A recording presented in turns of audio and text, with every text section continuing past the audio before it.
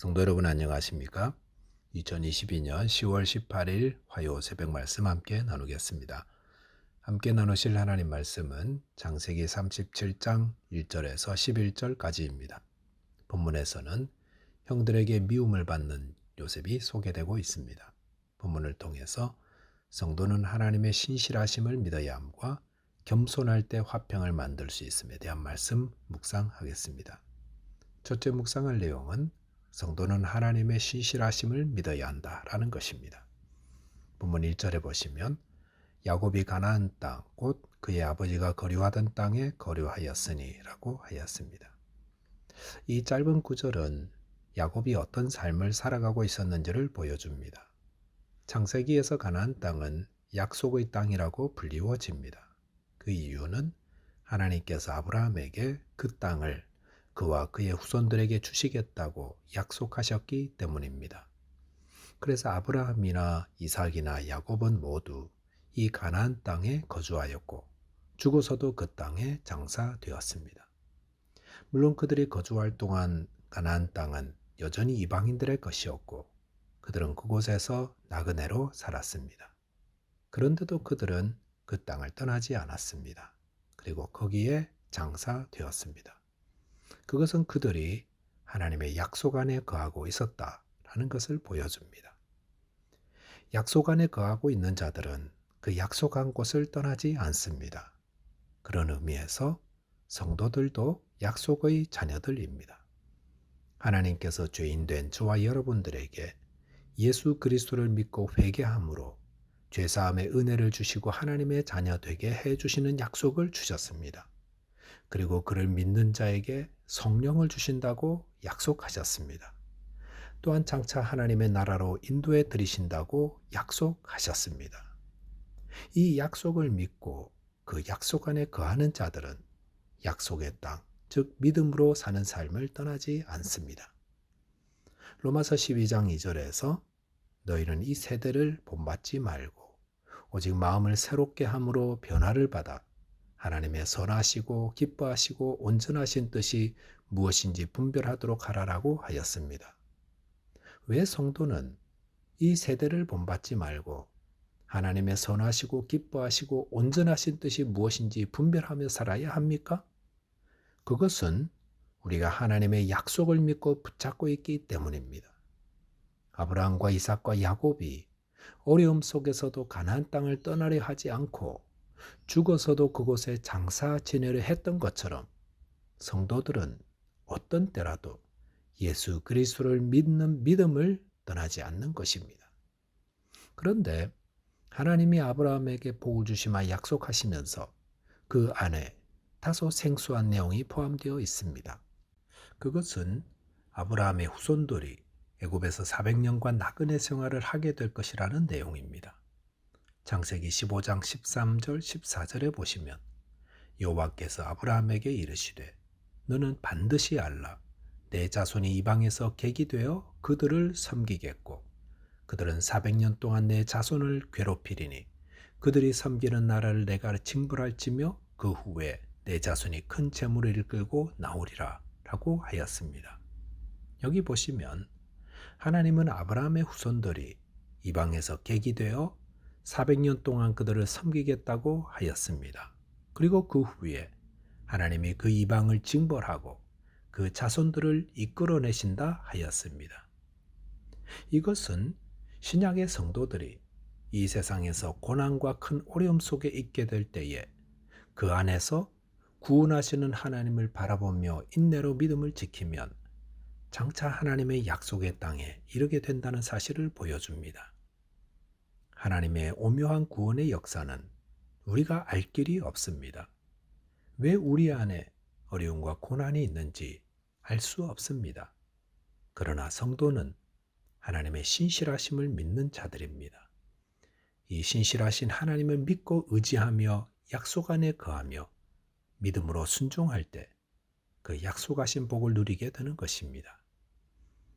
두 번째 묵상할 내용은 겸손한 자가 화평을 만든다라는 것입니다.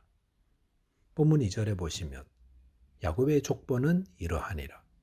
요셉이 17세의 소년으로서 그의 형들과 함께 양을 칠 때에 그의 아버지 아내들 빌하와 실바의 아들들과 더불어 함께 있었더니 그들의 잘못을 아버지에게 말하더라 라고 하였습니다. 여기 보시면 요셉에 대한 소개가 나옵니다. 그런데 요셉에 대한 소개 첫 부분부터 줄곧 나오는 것이 그 형제들에게 받는 시기와 미움이었습니다. 본문 2절에서는 요셉이 그 형제들의 잘못을 아버지에게 고해바쳤다고 했습니다. 자기 잘못을 고해바치는 사람 누가 좋아하겠습니까?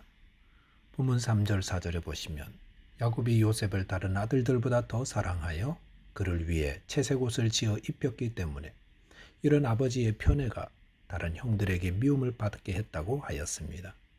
본문 4절에 보시면 그의 형들이 아버지가 형들보다 그를 더 사랑함을 보고 그를 미워하여 그에게 편안하게 말할 수 없었더라 라고 하였습니다.